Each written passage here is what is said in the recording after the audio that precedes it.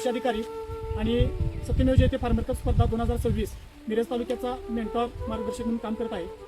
आज या ठिकाणी लिंगणूर तालुका मिरज या गावी शिवकृपा शेतकरी गटाच्या वतीने जीवामृत तयार करण्याचं प्रात्यक्षिक आम्ही घेत आहोत.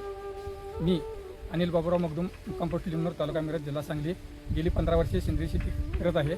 आज आमच्या मळ्यात जीवामृत तयार करायचं प्रात्यक्षिक आम्ही करून दावत आहोत. त्यासाठी लागणारं साहित्य इथं आहे.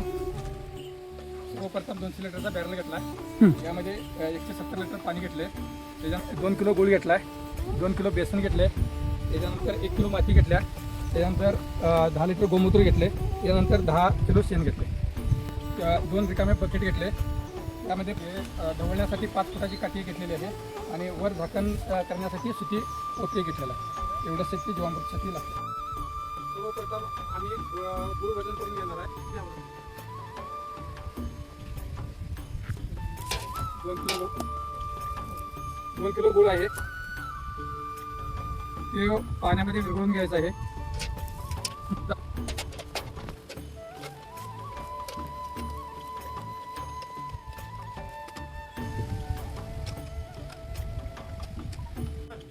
गूळ विरघळून घेतलाय, तो आम्ही ह्या 300 लिटर बॅरलमध्ये ओतत आहे.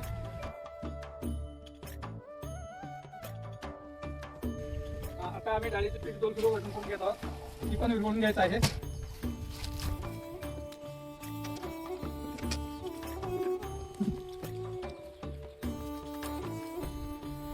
डाळीच्या पिठाचं मिश्रण तयार करून घेतले, ते आता ओतत आहे.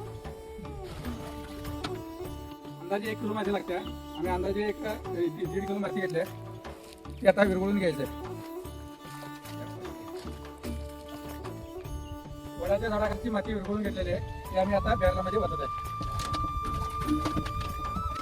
यानंतर आम्ही 10 लिटर देशी गायचे गोमूत्र घेतलेले आहे, ते या बॅरलमध्ये ओतत आहे. देशी गायचे 10 लिटर गोमूत्र ओतत आहे.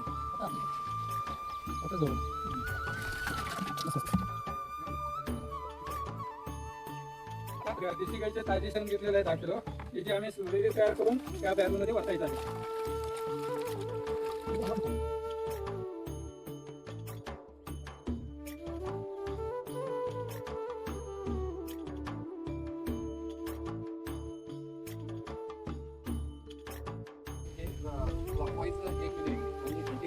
एक मिनिट कंटिन्युअसली फिरवतोय आणि दिवसातून हे 3 वेळा आपण फिरवतोय.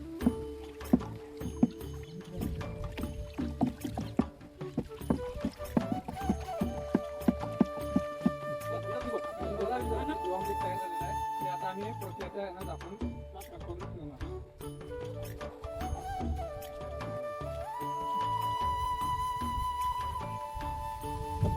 प्रात्यक्षिक जे झालेलं आहे ते 5 ते 7 दिवस ठेवायचं आहे आणि याला सकाळ दुपार आणि संध्याकाळ हे 2-2 मिनिट ठेवायचं आहे आणि ते दिवसातून 3 वेळा काठीने ठेवायचं आहे आणि ते ज्यावेळेला 5 दिवसानंतर तयार होईल त्यावेळेला हे 1 एकरासाठी पुरेसं आहे. 1 लिटर जीवामृत 1 एकरासाठी पुरेसे आहे. शेती करूया, स्मार्ट शेती करूया.